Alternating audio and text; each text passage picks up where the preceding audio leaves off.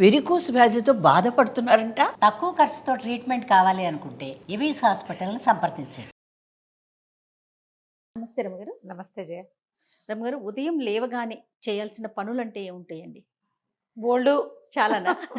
ఇంట్లో పనులు కాకుండా అంటే ఆ రోజంతా సక్రమంగా జరగాలి, ఎటువంటి ఇబ్బందులు లేకుండా ఉండాలి అన్నప్పుడు మంచం మీద నుంచే మనం ఏదైనా దైవనామ స్మరణ కానీ అలాంటివి ఏమైనా ఉంటాయా? మామూలుగా పొద్దున్నే చెప్తారు జయ, అరిచేతుల్లో శ్రీరామ రాసుకోండి, అరిచేతులు చూసుకోండి, పొద్దున్నే అద్దాలు అవి చూడబోకండి, మన చేతులు చూసుకుని లేస్తే మంచిది అని మామూలుగా చెప్తారు. కరాగ్రే వసతే లక్ష్మి, కరమధ్యే సరస్వతి, కరమూలేతు గోవింద, ప్రభాతే కరదర్శనం అని. లేవగానే చేతులు చూసుకోవాలి. ఎలాగంటే మనం రాత్రంతా పడుకుంటాం, లేవగానే చేతులు ఇలా రబ్ చేసి ఒకసారి మొహం అద్దుకుని, అంటే మనం వెచ్చ చేసుకోవటం, తర్వాత చేతులు చూసి లేస్తే మంచిది అని చెప్తారు. మరి ఎందుకు ఇది చెప్పబడింది అంటే తొలి కాలం నుంచి ఇదే పద్ధతి. ప్రభాతే కరదర్శనం అనేది అందరూ చెప్పేదే. ఈ శ్రీరామ రాసుకోవటం, ఓంకారం చుట్టుకోవటం, చేతులు శ్రీరామ రాసుకొని కుడి చేత్తో ఎడం చేతిలో రాసుకోవటం, ఓ మాట చూసి దాని కళ్ళకు అద్దుకుని దిగే అలవాటు కొంతమందికి ఉంటుంది. ఓకే. నిద్ర లేవగానే భగవన్నామస్మరణ. భగవంతుడు ఇచ్చిన ఈ జీవితాన్ని, మన చేతులే కదా మన జీవితం. అవును అవును. దాన్ని ఒకసారి చూసుకుని మొదలు పెట్టుకోవటం. అయితే ఈ రోజంతా పాజిటివ్గా ఉండాలి, రోజంతా మనకు పనులు అవ్వాలి అంటే ఎలా అవుతాయి జయ? చెప్పు. జీవితం పడుగు పేక అన్నారు కదా. ఒక నిలువుదారం ఉంటే ఒక అడ్డదారం ఉంటుంది. ఖచ్చితంగా. ఒక వస్త్రం తయారవ్వాలంటే కొన్ని నిలువుదారాలు కొన్ని అడ్డదారాలు ఇట్లా కలయికే క్లాత్. మన జీవితంలో కూడా కొన్ని ప్లస్లు కొన్ని మైనస్లు కలవటమే మన జీవితం. ఒకరోజు లేటుగా లేస్తాం, ఓ రోజు బద్ధకంగా లేస్తాం, ఓ రోజు విసగడతో లేస్తాం, తెల్లవారే ఏదో పగిలిపోయిన సౌండ్తో మెలకు వస్తుంది. చేయాల్సిన పనుల లిస్ట్ ఉంటుంది. మనతో పాటు ఆ పనులలో పాలు పంచుకోవాలనే వాళ్ళు రాకపోవచ్చు. వాళ్ళకేం ప్రాబ్లమ్స్ వస్తాయో. ప్రతిరోజు ఒకేలా ఉంటే ఏం బాగుంటుంది? అవును, బోరుగా ఉంటుంది, మొనాటనస్గా ఉంటుంది. ప్లస్ మైనస్ ఉండవలసిందే. కాకపోతే ఇవి భయంకర మైనస్సులు కాకుండా ఏదో ఒక మాదిరి మైనస్ సాయంకాలం వేసరికి మళ్ళీ దాన్ని ఏదో సరి చేసుకుని లేదా పాజిటివ్ మైండ్ సెట్ తోటైనా వెళ్ళాలి. ప్రార్థన చాలా ముఖ్యమైనది దానికి. ఎలాంటి ప్రార్థన? ఏ తరహాదైనా సరే మన ఇష్టదైవం ఒక్కొక్క స్వరూపం ఒక్కొక్కళ్ళని ఆకర్షిస్తుంది. భగవంతుడిని ప్రార్థించుకోవటం. పొద్దున్న ఏదో మామూలుగా అందరూ బ్రష్ చేసుకుంటాం, కాఫీలో టీలో పాలు పదర్శనం ఏవో తాగుతాం, తర్వాత పనులలోకి దిగుతాం. పిల్ల జల్లని చూడాలి, ఆడవాళ్ళు అయితే పిల్లల్ని చూడాలి, భర్తలను చూడాలి, పని మనిషి వస్తుంది, వాకిట్లో కూరలు వస్తాయి, లేదా మనం బాక్సులు పెట్టాలి, లంచ్ బాక్సులు పెట్టాలి. ఈ వ్యవహారం అంతా నడుస్తూ ఉంటుంది. ఇదంతా ఎలా ఉంటుందంటే ఒక డ్రామాలాగా వెళ్తుంది అంతే. కొత్త కొత్త పాత్రలు ప్రవేశిస్తుంటాయి. రెగ్యులర్గా వచ్చే పాత్రలు కొన్ని, కొత్త పాత్రలు ఎప్పుడైనా మధ్యలో వస్తూ ఉంటాయి. ఈ మొత్తం డ్రామాలో ఏంటంటే మనం ఒక పాజిటివ్ మైండ్ సెట్ తోటి కనుక వెళ్తే పనులు బాగా అవుతాయి. దీనికి మనం తొందరగా పొద్దున్నే స్నానం చేసేసామనుకో, ఏదో కృష్ణారామ అనుకోవచ్చు కదా. అవును, కొన్ని ప్రార్థనలకి స్నానం అవసరం లేదని భావిస్తారు, వాళ్ళ ఇష్టం. కానీ హిందూస్కి భగవత్ ప్రార్థన అంటే స్నానం ముఖ్యం. అవును. స్నానం చేయకుండా అసలు మనం పూజ గదిలోకి కూడా వెళ్ళాం. సరే, పొద్దున్నే స్నానం చేస్తే ఓ దీపారాధన చేసుకుని ఒక అగరవత్తి వెలిగించుకుని, ఒక అలవాటు లేదు, దీపారాధన లేవు, అగరవత్తులు లేవు, ఏదో కృష్ణారామ కనితే గోవింద మత్సూదన అనుకుంటాం. ఎవరికి ఏది అలవాటు ఉంటే అది. ప్రధానంగా రాముడిని తలుచుకోండి, రోజంతా బాగుంటుంది, పాజిటివ్ ఎనర్జీ ఉంటుంది అంటారు. రాముడే కాదు, కృష్ణుడిని తలుచుకునే వాళ్ళు ఉంటారు. భగవద్గీతలో ఒక శ్లోకం తీసుకోవచ్చు.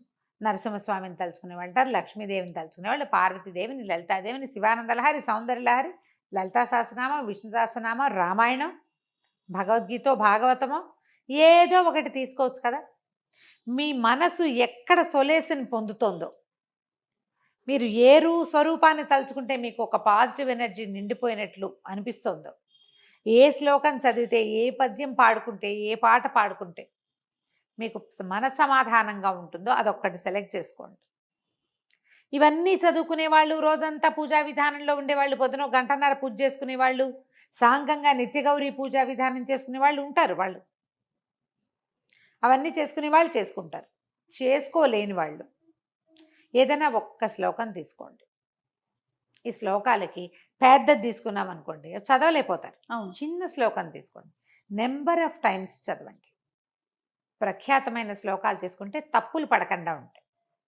అంటే ఇప్పుడు మీరు అవన్నీ చేసేవాళ్ళు సరే మీరు ఇలా చెప్తున్నారు కదా, కొంతమంది నెగిటివ్ గా రెస్పాండ్ అవుతున్నారు రమ్మగారు. నేను అంటాను చేయగలిగితే గంటల తరబడి పూజ చేసుకుంటాం, లేకపోయినా ఏదో ఒక శ్లోకం తీసుకుని చేసుకోవచ్చు. ఇక్కడ ఒక చిన్న విషయం ఉంది రమ్మగారు, మీ మాటలు కానీ మీరు చెప్పే విధానం ఎలా ఉంటుందంటే ఈ జనరేషన్కి తగినట్టుగా ప్రస్తుతం ఉన్న కాలానికి అనుగుణంగా మీరు చెప్తారు. ఇదే చేయాలి, ఇది చేస్తేనే మనకి బ్రహ్మాండం బద్దలైపోతుంది లాగా కాకుండా మీకు ఏది దొరికితే చేస్తే సంతోషం, చేయకపోతే మీరు ఏది చేయగలరో ఎంతవరకు చేయగలరో నియమంతో నిబద్ధతతో చేయమని చెప్తారు కదా. నేను లాస్ట్ టైం మనం ఒక వీడియో చేసాం రమ్మగారు బ్రహ్మముహూర్తం గురించి, దాంట్లో కూడా మీరు మాట్లాడారు మనం చేయగలిగితే చాలా సంతోషం, చేయలేకపోతే దానికి ఒక పరిష్కారం కింద మాట్లాడారు కదా. అట్లా ఎట్లా చెప్తారు? బ్రహ్మముహూర్తం అనేది చాలా విలువైంది కదా. నేను కొన్ని కామెంట్స్ కూడా చూశానండి, మీతో డిస్కస్ చేద్దామనుకున్న సందర్భంలో అడుగుతూ ఉన్నాను అనమాట. ఇప్పుడు చేయలేరు చేయగలరు రెండు కోణాలు ఉంటాయి కదండి. అంటే ఇప్పుడు ప్రతిసారి జయ మీరు నెగిటివ్ పార్టే విని మీకు కోపం వచ్చింది అనుకో, మీరు పాజిటివ్ పార్ట్ వినరు. మీరు మహాద్భుతమైన కార్తీక పురాణం చెప్తా నెలంతా ఉపవాసం ఉండండి, లేదా 4 వారాలు ఉపవాసం ఉండండి, ఓ పౌర్ణమి 2 ఏకాదశులు ఉండండి, లేదా ఒక్క ఏకాదశి ఉండండి, లేదా ఒక్క పౌర్ణమి ఉండండి, లేదా ఒక్క సోమవారం అయినా ఉపవాసం ఉండండి అంటారు. ఏమి 30 రోజుల నుంచి ఒక సోమవారంలోకి తెచ్చాడు కార్తీక పురాణకర్త? అదే కదా వ్యాస భగవానుడు రాసిన కార్తీక పురాణం కదా. ఆయన చెప్పాడు, ఎవరెవరెవరో చెప్పుకున్నారు ఒకళ్ళతోటి ఒకళ్ళు. సూత మహాముని చెప్పాడు, పరమేశ్వరుడు పార్వతీదేవితో చెప్పాడు. వీళ్ళందరూ ఎందుకు ఇది చెప్పారు? మానేయమని చెప్పామా? ఎక్కడ కూడా మనం అసలు అలాంటి పైగా ఇప్పుడు నువ్వు రోజు లలితా శాస్త్రం చదువు, నీకు పాజిటివ్ ఎనర్జీ వస్తుంది అని చెప్తాను నేను. నువ్వు చదవగలవా జయ? గుండెల మీద చేసుకుని చెప్పు. అస్సలు సాధ్యం కాదు రమ్మ. పోనీ నీ ఫ్రెండ్స్ లో ఎంతమంది చదవగలరు? వేలల్లో లెక్క పెట్టొచ్చేమో కదా ఈ రోజుకున్న పరిస్థితులకి దానికి తగినట్టుగా. అందుకని ఒక్కటి తీసుకోండి, మానేయండి అని చెప్పామా? లేదు కదా. మీరు సరిగ్గా వినకపోతే నాదా తప్పు జయ? నా తప్ప? దాన్ని నెగిటివ్ కోణంలో ఎందుకు తీసుకుంటారు? చేయకపోయినా బ్రహ్మముహూర్తంలో ఎందుకు లేవకూడదు అని చెప్తున్నారు అన్నట్లుగా తీసుకెళ్తున్నారు. అది ఇప్పుడు వాళ్ళకి అట్లా అర్థమైంది. ఏంటంటే ఇప్పుడు పైగా ఇందులో ఇంకోటి ఉంది జయ. నాకు కూడా ఒక మెసేజ్ ఇలాంటిది వచ్చింది. ఆవిడ నాకు చెప్పారు, మా ఫ్రెండ్స్ అంతా రమగారు ఏం పూజకలు చేయక్కర్లేదు అంటున్నారు, మీరు ఇంత పూజ చేయొద్దన్నట్ట అన్నవాళ్ళు ఎవరో. మరి నాకు విచిత్రంగా ఉంటుంది. పూజ చెయ్యొద్దని చెప్పానా నేను ఎప్పుడైనా? ఎక్కడ మీరు చేసుకోండి, చేసుకోగలిగే బంగారు తల్లులకి మీకు పాదాలకు దండం పెట్టాలమ్మా, చక్కగా చేసుకోండి. చెయ్యలేని వాళ్ళు ఇలా ఇంతైనా చేయండి. తర్వాత ఇతరుల పూజా విధానాన్ని విమర్శించకూడదు. మీరు ఇంతంత పూజలు ఎందుకు చేస్తున్నారు అంటం తప్పు. నువ్వు పూజ ఎందుకు చేయటం లేదు అని చెప్పచ్చు.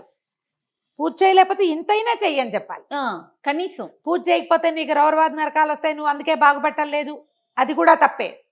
ఇవన్నీ నా సొంత మాటలు ఖచ్చితంగా కావు జయ, ఇవన్నీ పురాణాల్లో చెప్పబడ్డవే. పూజ చెయ్యని వాడిని మనం విమర్శించకూడదు, చేసే వాళ్ళని విమర్శించకూడదు. పూజ చేయని వాళ్ళ దగ్గర కూడా వాళ్ళకు ఒక పాజిటివ్ థింగ్ ఉంటుంది, ఏదో వాళ్ళకు ఒక నమ్మిక ఉంటుంది. నిత్యము నియమానుసారం చేసే వాళ్ళ పందా వేరు. కనీసం స్నానమైనా నియమంగా చేయండి అని చెప్తాను. కానీ కాదు రమ్మగారు, ఎంతమంది భక్తుల కథలు చెప్పుకున్నాం, అసలు పూజే చేయకుండా ఆ ఒక్కరోజు ఉండటం వల్ల కూడా మోక్షం లభించిన వాళ్ళ స్టోరీ, ఆ కథలు కూడా ఉన్నాయి, ఎన్నో చెప్పుకున్నాం. ఆ కథలు కూడా ఉన్నాయి. నెగిటివ్ థింగ్స్ వైపుకి వెళ్ళొద్దమ్మా. మీరు ఒక పాయింట్ విని దాని మీద జడ్జిమెంట్ చేసుకోకూడదు, దాన్ని స్ప్రెడ్ చేయకండి. ఒకటి తెలిసిన తర్వాత మీకు ఒకటి తెలిస్తే మీరు ఒకటి వింటే అదే వీళ్ళు అని అనుకోకూడదు. ఒక్క దాంతో ఏ జడ్జిమెంటు కుదరదు. మనం చదువుకునేది ఏదైనా ఒకటి నియమం ప్రకారం చేస్తే, పెద్ద లలితా సహస్రనామం చదివితే ఎలాంటి అత్యద్భుతమైన ఫలితాలు లభిస్తాయని పెద్దలు మహర్షులు ఋషులు చెప్పారో మనకి ఒక్క శ్లోకంతో కూడా లభిస్తుంది. ఎందుకు రమ్మగారు, మనం విష్ణు సహస్రనామాలు మొత్తం చదివితే చాలా సంతోషం. చదవలేకపోతే శ్రీరామ రామ రామేతి చదువుకోమంటారు, అంతే కదా. అదైనా చదువు నువ్వు కనీసం నియమంతో. ఈ ఉదయకాలం చేసుకునే వాటికి కూడా నియమం ముఖ్యం. స్నానం చేసి ఒక అగరవత్తి వెలిగించి ఆపదామ భర్తారం చదువుకోండి కనీసం.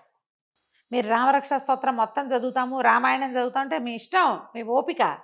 మీకు సమయం అనుకూలిస్తే మీకు సమయం లేకపోతే, మీకు అవకాశం లేకపోతే మీరు చేసుకోండి. కానీ ఎవరైనా ఇదంతా చదువుకునే వాళ్ళని మాత్రం విమర్శ పనికిరాదు. పూజలు చేయొద్దని మాత్రం నేను చెప్పలేదు. మీరు ఆ పొరపాటు రాంగ్ కన్సెప్షన్స్లో ఉండకండి. ఎస్. నేను చెయ్యొద్దని ఒక్కసారి కూడా చెప్పలే. అంత చేయకండి కాదు, చెయ్యలేదని బాధపడకండి. ఏదో కొంచెమైనా చేయండి, ఏదో ఒకటైనా చేసుకోండి. చిన్న శ్లోకం తీసుకున్నా, శ్రీ లలితా సహస్రనామాల నుంచి ఒక శ్లోకం తీసుకోండి. శ్రీమాతా శ్రీ మహారాజ్ని శ్రీమత్ సింహాసనేశ్వరి చిదగ్నికుండ సంభూత దేవకార్య సముద్యత, ఒక్క శ్లోకం అంతే. అబ్బో నా వల్ల కాదండి. అరుణాం కరుణాతరంగితాక్షీం ధృతపాశాంకుశ పుష్పబాణ చాపాం అణిమాదిభిరావృతాం మయూఖై అహమిత్యేవ విభావయేద్ భవానీం. అమ్మవారిని ఇలా భావిస్తాను. అరుణాం కరుణాతరంగితాక్షం అంటే ఎర్రటిది ఆవిడ, కళ్ళ నుంచి కరుణ పొంగుతూ ఉంటుంది. ఆమెను తలుచుకుంటా. ప్రార్థనా శ్లోకమైనా తీసుకోండి, కానీ నియమం తప్పకుండా మీరు ఒక్క శ్లోకాన్ని చేసినా కూడా మీకు అత్యద్భుతమైన పాజిటివ్ ఎనర్జీ వస్తుంది. శ్లోకాలు చదువుకోండి అని డజన్ల కొద్ది వీడియోలు చేసాం. అవును. ఒక్క శ్లోకం, సంస్కృత శ్లోకం ఏంటంటే వాటిలో ఆ శబ్దాల్లో ఉన్న పాజిటివ్ ఎనర్జీ అది మీతో పాటు ఉంటుంది. అక్షర దోషం మాత్రం ఉండకూడదు కదా ఉండద్దు. తప్పులు లేకుండా చేసుకుంటే ఏంటంటే ఎనర్జీ ఫుల్ఫిల్డ్గా దొరుకుతుంది మనకి. మీ భావం కరెక్టే, అమ్మవారిని పూజించాలన్న భావం వరకు ఓకే. వాచాదోషం కూడా లేకపోతే ఆ వైబ్రేషన్స్ వల్ల వచ్చే పాజిటివ్ ఎనర్జీ మనతో పాటు మనకు వస్తుంది. నేర్చుకోండి, మనకు అవకాశం ఉంది. ఇంటర్నెట్ నిండా ఉన్నాయి చక్కగా. పెద్ద పెద్దవి తీయద్దు, చిన్నవైనా తీసుకోండి. 5 శ్లోకాలు తీసుకోండి, అది మాత్రమైనా చదువుకోవచ్చు కదా. ఆపదామపహర్తారం ద బెస్ట్ జయ, చిన్న శ్లోకం. మీరేం చేస్తారు అమ్మగారు రోజు? రోజువారీ నాకు చాలా ఉన్నాయి కదా జయ, ఏవో రకరకాలు ఉన్నాయి. వాటిలో అవి చదువుకుంటాను. నాకు కనీసం ఒక 25-28 మినిట్స్ నేను చదువుకునేవే సరిపోతాయి. 30 నిమిషాలు కావాలి నాకు ఖచ్చితంగా. తర్వాత ఇప్పుడు సుందరకాండ పారాయణ ఒకటి పెట్టుకుని రోజు ఒక ఇది అధ్యాయం ఏదో ఒకటి అని పెట్టుకున్నాను అనమాట. సుందరకాండ చదువుతున్నాను ఇప్పుడు. అది అవ్వాలిగా, ఒక్కొక్కటి అవ్వాలి, ఏదో ఒకటి ఎలా కుదిరితే అట్లా. ఒకరోజు సమయం చాలదనుకో, అందులో 60 శ్లోకాలు ఉన్నాయనుకో, 30 చదువుకుని అక్కడ కాగితం అడ్డం పెట్టుకుంటా, రేపు చదువుతాను. సుందరకాండ పూర్తి చేసుకోవాలి అని కొంచెం అర్థం నాకు తెలుస్తుంది కాబట్టి నేను చదువుకోగలను. గ్రూప్లో చేస్తున్నారండి? లేదు, నేను సొంతంగా చేసుకుంటాను. మామూలుగా నాకు కాస్త రామాయణం చదివే అలవాటు ఎప్పుడు ఉంది, కొద్దిగా చదువుకుంటాను. ఇది ఇప్పుడు సమయాభావం, నేను ఇక్కడ పరిగెత్తుకు రావాలి కదా, అప్పుడు కొంచెం తక్కువ. ఓకే. ఓ 10 శ్లోకాలైన పుస్తకం తీసి చదవకుండా మాత్రం ఉండను. ఓకే, అలా పెట్టుకుంటా. నాకు మామూలు రోజువారీ శ్లోకాలు ఉన్నాయి. వెంకటేశ్వర ప్రపత్తి, కరావలంబము అవన్నీ అలవాటు. వాటి దారిన వెళ్ళిపోతాయి. నేను చెప్తాను, నేను పదే ఇదే మాట. స్నానం చేసి బొట్టు పెట్టుకుంటాను. కుంకుమ పెట్టుకున్నాక నేను దీపం పెట్టే లోపలే నా సగానికి పైగా స్తోత్రాలు అయిపోతాయి. చదివేసుకుంటారు. నేను అవి ఇవి సవరించుకుని, దీపానికి దివ్యలు తీసి చూసుకుని, పువ్వులు సరిచేసి సవరించుకుని, పళ్ళు ఏమైనా కడిగి పెట్టుకుని దేవుడి దగ్గర కూర్చునే లోపల, లేదా ఆయన అక్కడ ఉండి నేను యువతలు పని చేసుకుంటూ ఉంటే స్తోత్రాలన్నీ అయిపోతాయి. ఇక్కడే చదువుకుంటూ పనిచేస్తా. ఇక ఈ మధ్యలో వ్యవహారాలు, ఫోన్ కాల్స్ అవి వస్తాయి, ఏదైనా అత్యవసరమైనవి అవేదో చూస్తా. కానీ వెళ్ళి అక్కడ కూర్చున్నాక రామాయణం చదువుకుంటాను. తొందరగా వెళ్ళాలంటే ఈ మార్గం అవలంబిస్తా. దీంట్లో నా నియమం ఏంటంటే స్నానం చేసిన తర్వాత కుంకుమ బొట్టు పెట్టుకోవటం.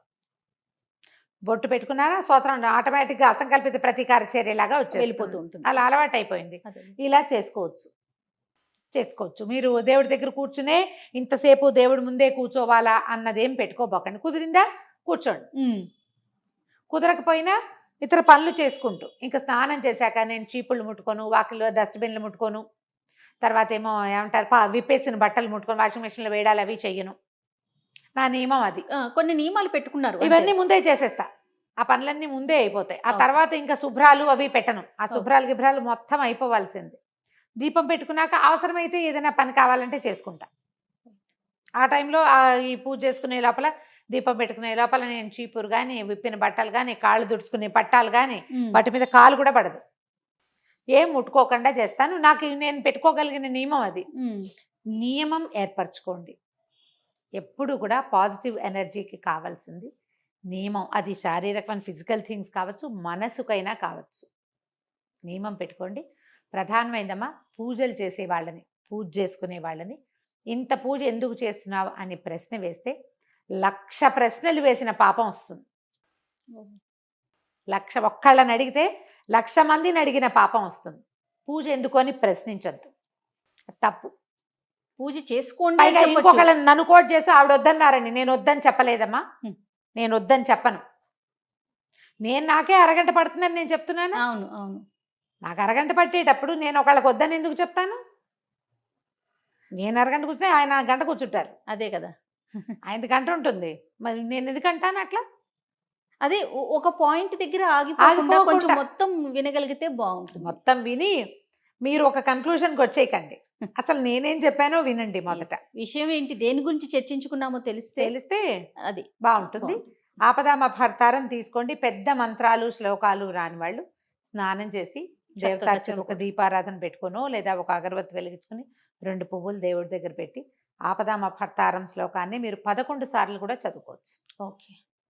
మీకు ఇంకా ఏదైనా కుదిరితే అది. మనకేంటంటే సాధారణంగా చెప్తారు జయ, కాస్త డబ్బులు ఇబ్బందులు ఉన్నాయి, ఉద్యోగంలో సెటిల్ అవ్వలేదు, అలాంటప్పుడు కనకధారాస్తవం చదువుకోమంటారు పెద్దవాళ్ళు. కనకధారాస్తవం చదువుకోవచ్చు. మీకు అన్నిటికీ భయంగా ఉంది, టెన్షన్ ఫీల్ అవుతున్నారు, అప్పుడు దుర్గా సప్తశ్లోకి చదువుకోమంటారు.